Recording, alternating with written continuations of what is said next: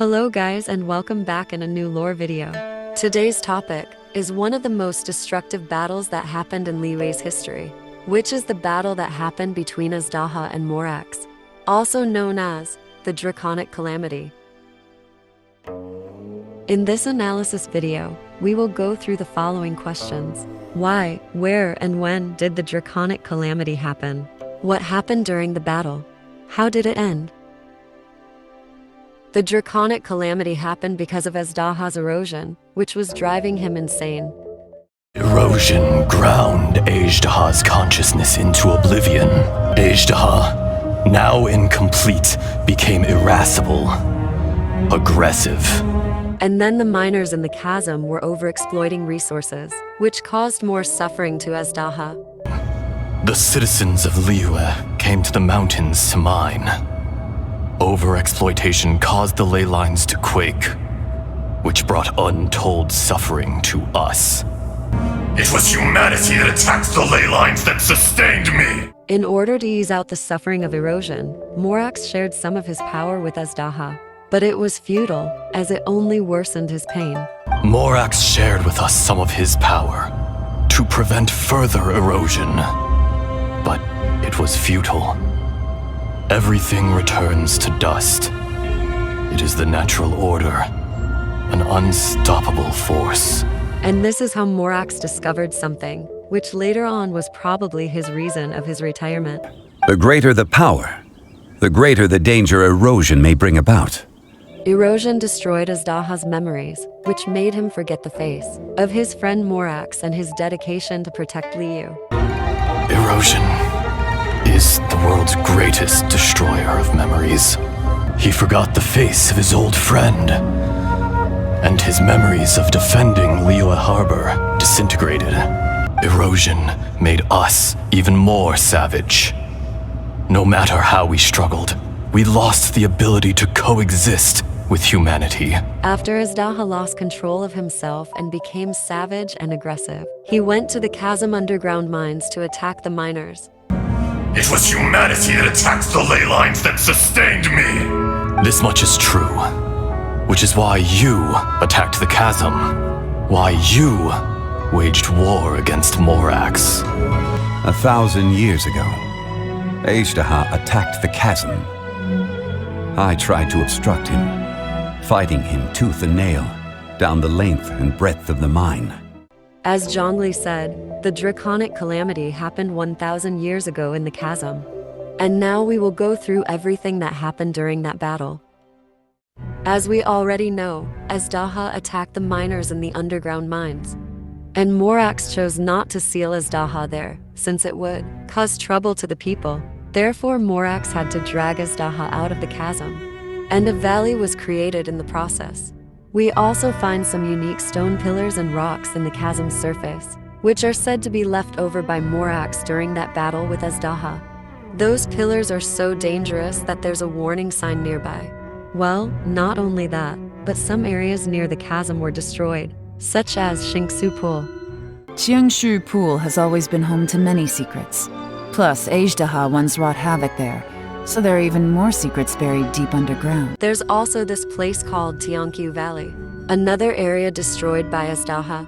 There we find a stone monument that says, At Tianqiu Valley, the Adepti's ancient trail grows cold. I fall down and weep at the ruins I see. Though defeated as mighty Azhdaha of old, there's no restoring this past land of beauty. Well, not only was Azhdaha causing destruction alone, but the Geovashaps also joined. According to the description of the unforged claymore, the Geovashaps were wreaking havoc alongside Azhdaha. Well, it makes a lot of sense for them to assist him. Because first of all, he is called the Lord of Bishops and even Dragon King. And second of all, the Geovashaps are stated to be his servants. And these Geovashaps are not to be underestimated. They are quite strong.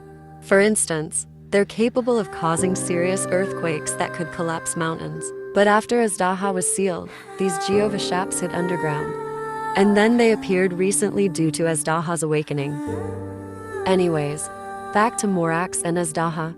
Morax kept dragging Azhdaha from the chasm till Nantian Men, where he called 3 Adepti to aid him. They were Mountain Shepa, Moon Carver, and an unknown Adeptus. The reason Morax called them is so they would create a cavernous realm. The Adepti did not interfere in the fight, all they did was create a realm. Then Morax lured Azhdaha inside the realm and sealed him there. And this is how the seal looks like. Now to recap. Azhdaha attacked the chasm. The Geovashaps were wreaking havoc. Many areas were destroyed. Morax had to drag Azhdaha away, ordered 3 Adepti to create a cavern, lured Azhdaha inside and sealed him there. Now it has come to my attention that some people still think that Azhdaha is stronger than Morax. Well, I am here to clear this up. You were always the strongest among us. As you heard, Azhdaha clearly says that Zhongli was always stronger than him. Some people also said that Morax chose to seal Azhdaha because he is too weak to kill him. But this is literally untrue on so many levels. Just look at what Azhdaha said.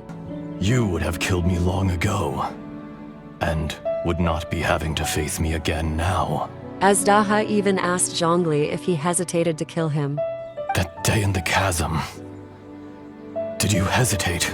A heart of stone is a heart nonetheless. And matter of fact, sealing is harder than killing.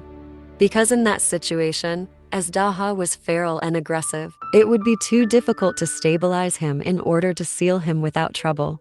That's why Morax needed the Adepti to create a realm, then lured him inside. And as you can see, this is more difficult than just straight up throwing hands with the beast and killing him. Plus, are we literally forgetting the reason why Morax chose to seal him? I agreed to let him live among the people above ground. But if the day ever came when he brought ruin to order, he would once again be sealed in the dark. Morax sealed Azhdaha because that was their contract since the day they met. And obviously, as the god of contracts, he would not go against his own words. And this is the reason why Azhdaha said this.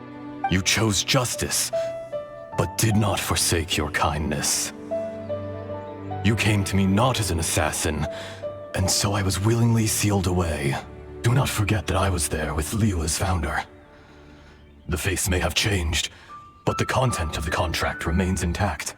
Old friend, god of contracts, I hereby honor our agreement. Some people would also say that Zhongli admitted that Azhdaha is stronger than him. Despite being the victor, I could not claim to be stronger than he. But it's just Zhongli being humble and polite since that's literally his entire personality. Oh, Mr. Zhongli, you're way too humble. And it's very common for the main character in ancient Chinese stories to be humble, so it's no surprise that Zhongli is too.